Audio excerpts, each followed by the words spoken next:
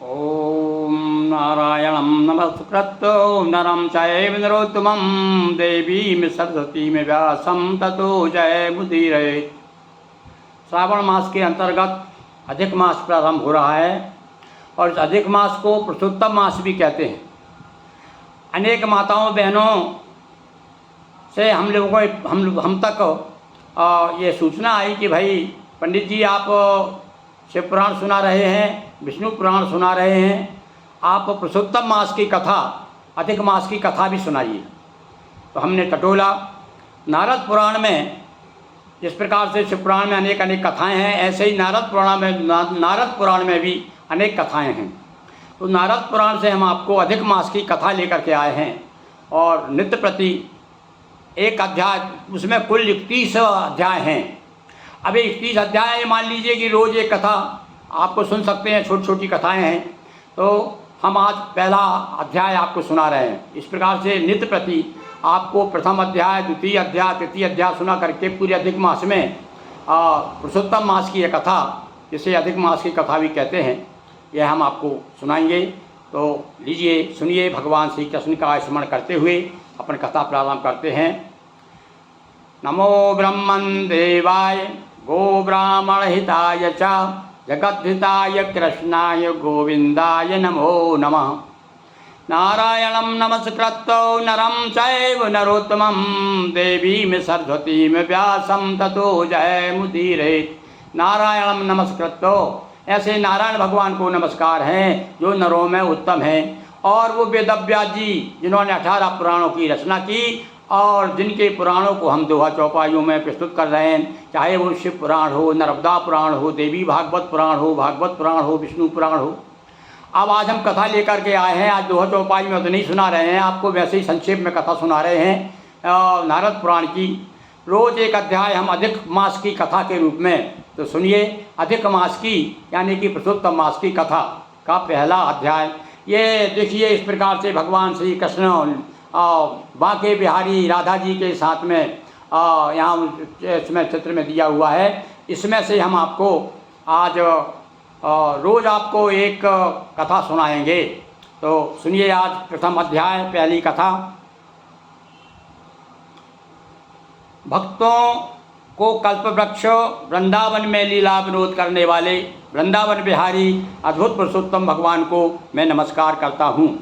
नरों में श्रेष्ठ भगवान नर नारायण को नमस्कार कर माता सरस्वती जगत गुरु व्यास जी को सत्कार्य में सफलता प्राप्त करने के लिए मैं नियमित रूप से उनको प्रणाम करता हूँ। एक बार कथा प्रारंभ होती है। एक बार नैमिषारण्य तीर्थ में अनेक ऋषि मुनि आए, किसी उद्देश्य से आए। सोचा कि चलो भैया पवित्र तीर्थ स्थान है, यहाँ पर यज्ञ किया जाए।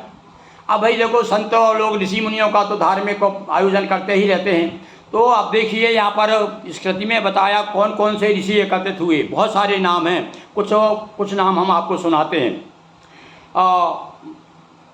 नैमिषारण्य क्षेत्र में यज्ञ करने की इच्छा से बहुत से मुनि आए, जिनके नाम हैं असित, देवल, पैल, सुमंतु, पिप्पलायन, सरभंग, पर्वत, ऋभु, कपिल, गालव, अत्रि, शंकु, शनि, विभांडक, भार्गव, कर्कश, केवल, कलाधर, श्वेतबाहु आदि अनेक ऋषि मुनि वहाँ पर एकत्रित हुए। और किस लिए हुए कि भाई हम यज्ञ करेंगे, और यज्ञ की तैयारी हो रही है। और उसी समय वहाँ पर सूत जी महाराज का आना हुआ।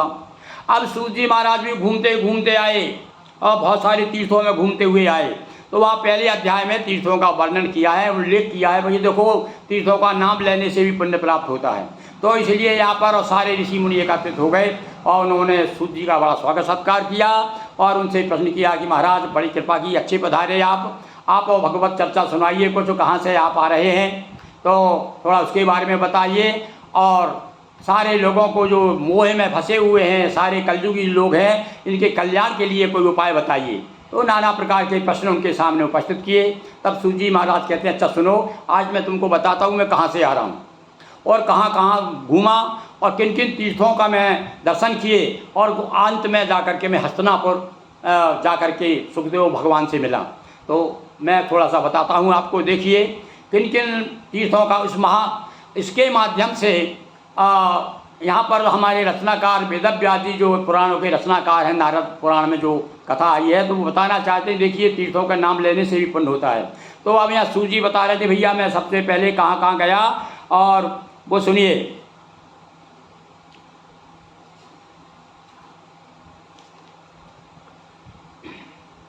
बोले मैं सबसे पहले पुष्कर नाम के तीर्थ को गया, वहाँ स्नान करके देवताओं, ऋषियों, पितरों का तर्पण किया। उसके बाद देखिए यहाँ पर पुष्कर में अपने पितरों का तर्पण होता है, श्राद्ध होता है, पिंडदान होता है। तो बता रहे हैं सूत जी, भैया मैं जहाँ जहाँ गया, वहाँ जहाँ जो विधान है तीर्थ का, जहाँ जो भी क्रियाक्रम किया जाता है वो सब मैं करते हुए आगे बढ़ा। उसके बाद मैं यमुना के तट पर गया, वहाँ से क्रम के अनुसार अन्य तीर्थों में होता हुआ गंगा जी के तट पर। अब यमुना जी से घूमते घूमते सूत जी महाराज कहते हैं, पहले भैया संत महात्मा लोग तीर्थाटन बहुत किया करते थे, और आज भी बहुत से लोग करते हैं। देखो नर्मदा की परिक्रमा तो आप देखते ही हैं। अच्छा 8 महीने जो है बरसात को छोड़ करके 8 महीने सब संत महात्मा, बड़े बड़े ऋषि मुनि जो है, और हमारे यहाँ कहा भी गया है कि रेवा तटे तपा कुर्यात, तपस्या करना हो तो रेवा के किनारे आइए। तो इसी प्रकार से सूत जी महाराज कह रहे हैं कि भैया हम वहाँ से पहुँच गए। कहाँ पहुँचे? यमुना से गंगा के तट पर आए, और फिर मैं काशी होकर के पहुँचा, पितरों का श्राद्ध किया काशी में जाकर। त्रिवेणी कृष्णा होकर गंडकी में स्नान किया। इसके बाद मैं धेनुमती में स्नान किया। फिर सरस्वती के किनारे 3 दिन तक उपवास किया।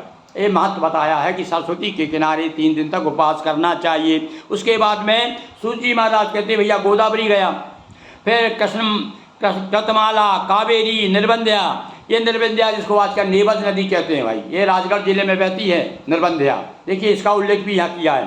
ताम्रपर्णी, ये ताम्रपर्णी दक्षिण में है।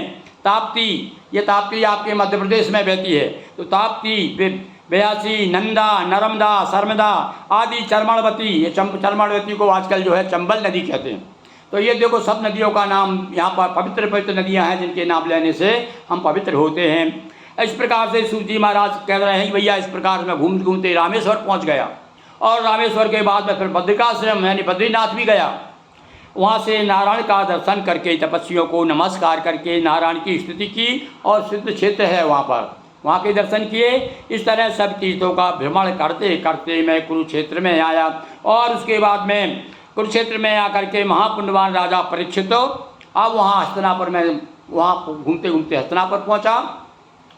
उस समय की बात है भाई, एक समय की बात में है कि राजा परीक्षित को सर्प ने जो उनको श्राप प्राप्त हो गई थी कि भाई 7वें दिन इनको सर्प आके डसेगा। तो ये अपने ऋषि मुनियों को साथ लेकर के राजा परीक्षित यमुना के किनारे जा रहे थे। तो वहाँ पर जा कर के ये भी जा कर के वहाँ से मिलते हैं, और उसी समय परीक्षित के साथ साथ में उसी समय वहाँ सुखदेव महाराज का आना होता है। और सुखदेव मुनि आते सारे लोग सुखदेव जी का बड़ा सम्मान करते हैं, आदर करते हैं, और उन्हें आसन देते हैं। तो इस प्रकार से आज हमने आपको प्रथम अध्याय में सूत जी के द्वारा तीर्थों की महिमा, तीर्थों का नामों का उल्लेख करते हुए उनसे हमने प्राप्त किया। बोलिए वृंदावन कृष्ण चंद्र की जय। हर हर महादेव शंभो।